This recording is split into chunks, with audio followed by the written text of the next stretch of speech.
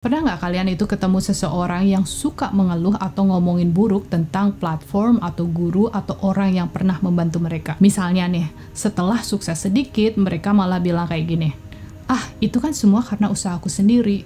Atau, mereka itu nggak ngasih apa-apa ke aku, cuma dimanfaatin aja akunya sama mereka.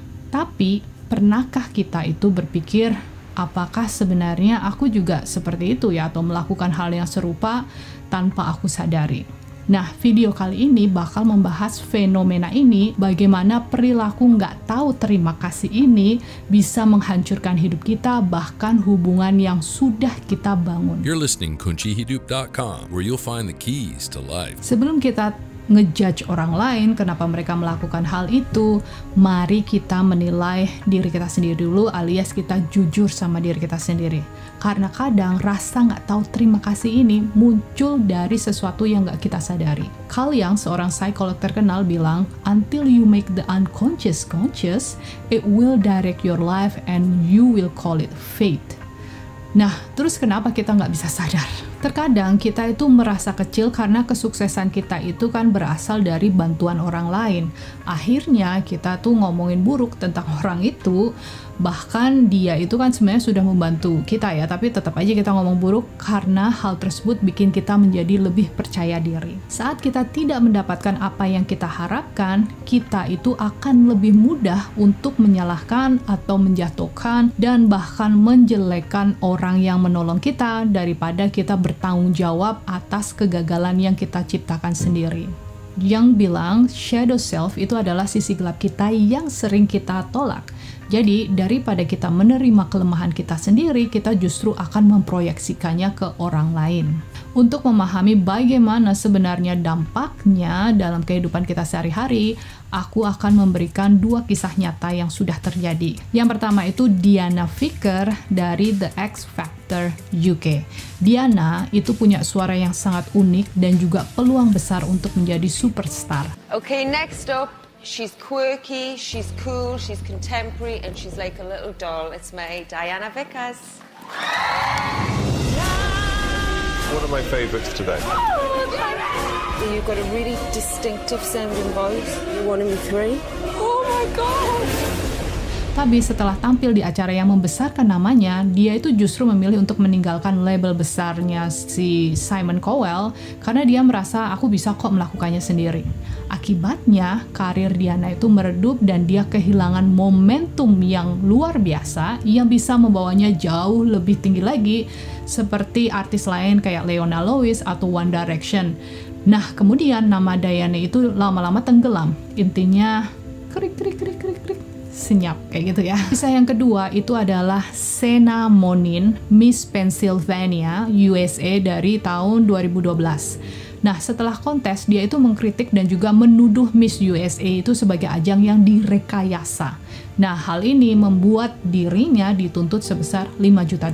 Kemudian reputasinya hancur, karirnya terhenti, dan dia kehilangan platform yang seharusnya bisa menjadi batu loncatan yang bagus ya buat dia.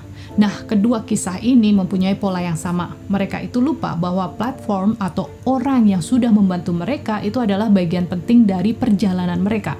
Kemudian saat mereka membakar jembatan itu, mereka itu kehilangan banyak sekali ya, bukan hanya sekedar hubungan yang mereka bangun, tapi juga kepercayaan, peluang, serta berkah. Ketika kita berbicara buruk tentang seseorang yang pernah membantu kita, dampaknya itu lebih besar daripada yang kita bayangkan. Dunia ini kan kecil ya saya, jadi kata-kata buruk itu bisa kembali lagi seperti bumerang dan dia biasanya akan menutup pintu peluang di masa depan. Apalagi kalau kita ngomongnya online gitu. Kalau kita online kan kita mikirnya aku dari rumahku gitu ya, dari kamarku sendiri ketik-ketik bikin komen yang buruk-buruk tentang si A gitu ya. Sedangkan hal tersebut kan akan menjangkau mungkin banyak orang gitu ya, mungkin 100, 200, tapi apapun itu kalau sesuatu buruk kita berikan dan 400 orang menerimanya, dia akan memberikan yang lebih buruk lagi kembali ya, kayak bumerang lah pokoknya. Kita ngasih bad thing coming back. Kita kasih good thing coming back. Ketika kita tidak jujur, kita itu biasanya akan secara terus-menerus dihantui rasa bersalah, meski mungkin kita nggak sadar. Bayangkan kita itu membakar jembatan yang kita perlukan untuk kembali lagi di masa depan, tapi saat kita butuh ternyata apa yang tersisa itu hanyalah abu karena kamu udah terlanjur membakarnya. Aku akan kasih contoh sedikit dalam kehidupanku sendiri ya. Jadi dulu aku itu kan bekerja di beberapa tempat. Nah, kebanyakan aku itu memang di PHK gitu ya, dengan banyak alasan lah ya, baik itu secara baik-baik ataupun secara tidak baik, atau memang keadaannya itu tidak memungkinkan buat perusahaan itu mempertahankan diriku.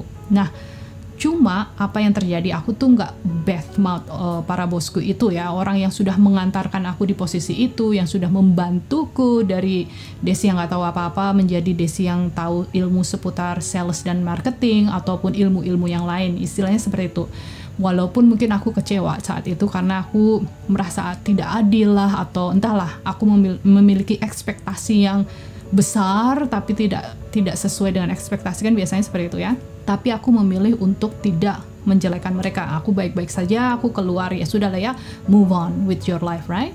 Dan pada suatu ketika aku bertemu dengan temanku lagi, teman lama yang kasih kabar bahwa aku punya temen, dia itu kaya raya, mau investasi, membeli ABCD di Indonesia. Dan otomatis aku kembali lagi ke bos-bosku itu dulu ya. Dan aku dari yang mulai di wedding planner, aku tanya dulu, kamu jualan chapelnya udah laku apa belum? Sini aku jualin, aku punya investor yang mau apa namanya, yang punya uang, mungkin kita bisa connect.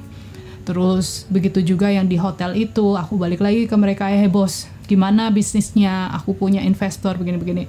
Nah, ini salah satu contoh ketika aku membakar ya, misalnya aku, itu bosku nyebelin, nah, aku dipecat karena whatever reason, right? Itu selalu, itu kan selalu aku menempatkan victim istilahnya, apapun alasannya, versi bos dengan versiku pasti beda, dengan versi temanku pasti beda ya kan?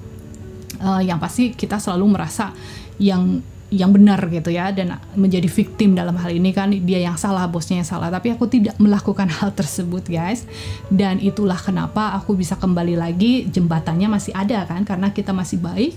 Dan akhirnya aku mendapatkan rezeki yang sebenarnya dari proses itu. Jadi rezeki yang aku dapetin yang harusnya besar, yang kayak ekspektasiku kan bisa kaya, bisa begini gitu ya, bukan karena aku menjadi karyawannya di sana, tapi aku menjadi partner dari bosku itu untuk menjual perusahaannya, karena memang perusahaannya itu udah mulai naik turun, memang berat gitu kan untuk penjualannya. Dan kebetulan banget memang segalanya itu berada di posisi yang dibutuhkan kayak gitu.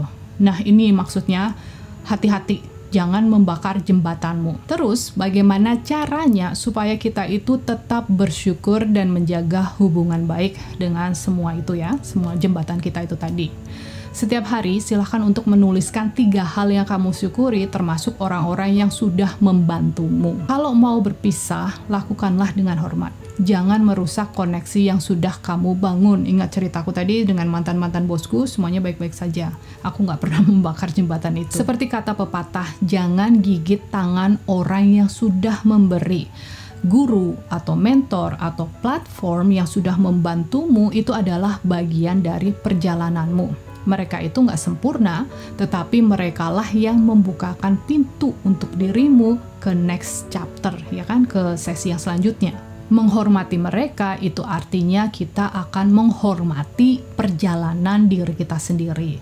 Jadi kalau misalnya kamu merasa pernah kecewa atau tergoda untuk berbicara buruk tentang seseorang gitu ya, coba diingat-ingat lagi kisahnya dari si Diana Vicker sama Sena Monin ini ya. Jangan sampai kamu yang jadi pelajaran pahit untuk orang lain, alias kamu yang dijadikan contoh gitu ya. Contohnya si A begini, akhirnya hidupnya gitu-gitu aja, nggak kemana-mana, nggak ngapa-ngapain, nggak berkembang, muter-muternya itu aja.